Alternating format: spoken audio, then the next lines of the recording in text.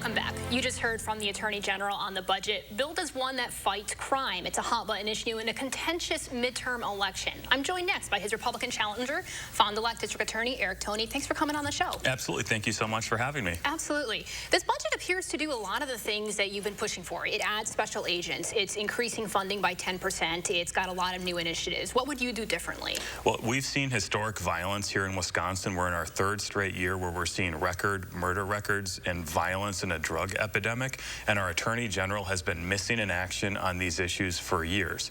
And we need an Attorney General that's going to make public safety the #1 priority here in Wisconsin. The sad reality during this time, our Attorney General has defunded DCI agents at our Department of Justice by about 18%, leaving positions unfilled with only 88 out of 113 of those positions filled earlier this year, and that comes from the director of DCI, Tina Virgil, at a Badger State Sheriff Conference earlier this year. On top of that, he's left prosecutor positions unfilled, probably 20 to 30% of those positions over the past few years as well.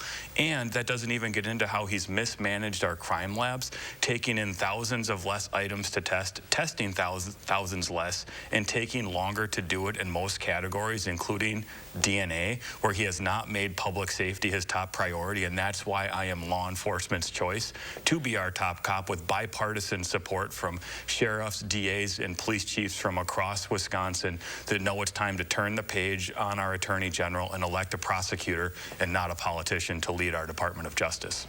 You packed a lot in that answer. Let's break down a couple of those things one by one. I want to talk about DCI agents. I talked to Jay staffers about that number, 88 out of 113. They tell me that their full-time, that their budget allows for only 87 full-time DCI special agents, and that they are within a few of those in terms of having those positions filled. So I'm a little bit confused about the discrepancy there. If there's 87 total full-time positions. Well, Tina Virgil made that comment at our Badger State Sheriff's Conference earlier this year, saying only 88 out of 113 of those positions are unfilled, and she is the director of DCI, so I'm certain she understands how many positions there may be available. And sadly, that number is probably likely to go down as we're seeing more of those retirements. And so law enforcement needs a partner that they can trust to deploy those resources, working with our local law enforcement and prosecutors across Wisconsin. But the reality is Josh Call has left these positions unfilled, and I've addressed this for months and months and months, and he's never refuted it once, and that is his failed record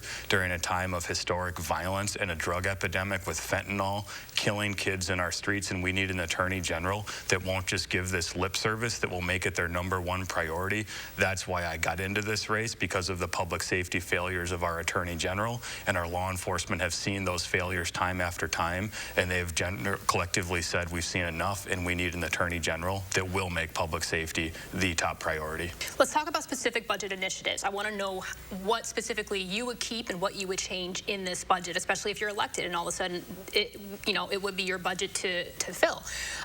Things like this one funds a 24/7 hate crime hotline. There's funds in there for opioid treatment. There's funds in there for a number of other initiatives. So what would you keep? What would you add? What would you take away? I've prosecuted hate crime, homicide, and convicted someone earlier this week. I was actually in that homicide trial during the primary election, and so I understand the importance of making sure that we protect those within our community. But the reality is, I've asked that we need to give our Attorney General original prosecution authority over Milwaukee County, because if we can augment what they're doing in Milwaukee, because that crime starts to bleed across Wisconsin, and if we protect Milwaukee, we're literally protecting all of Wisconsin. And in order to do that, we need more DCI agents, and we need more assistant attorney generals that can help with those prosecutions, to make sure that we have those available resources to protect Milwaukee and make sure that our local district attorneys also have access to those resources, because there are times where we will see that crime can surge in one area, and a year later it may go down and another county may experience a higher level of crime.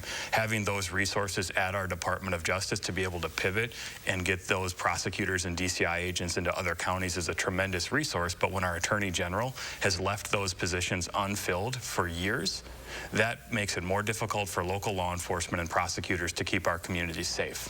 How would you go about funding that? Taking original prosecution authority in Milwaukee is a massive funding endeavor. Do you know how much that would cost, how many extra agents that would need?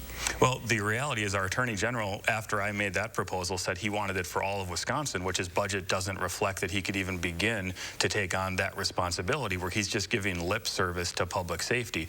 And what we need is somebody in our Attorney General's office that the legislature trusts to deploy those resources that they can work with to help keep our community safe. I believe I've built those relationships over the past year and a half with our legislature, where they can trust me because our law enforcement has put their trust in me to make sure we have an Attorney General that will make public safety that top priority, which I've done for nearly 10 years as a Fond du Lac County District Attorney, fighting to keep my community safe, working hand in hand with our local law enforcement. And that bipartisan support that I have is what I will take with me to our Department of Justice, working hand in hand with law enforcement to keep our community safe. You mentioned, so you believe the legislature would give you that money in the budget, but specifically, how much do you believe it will cost? How many extra agents?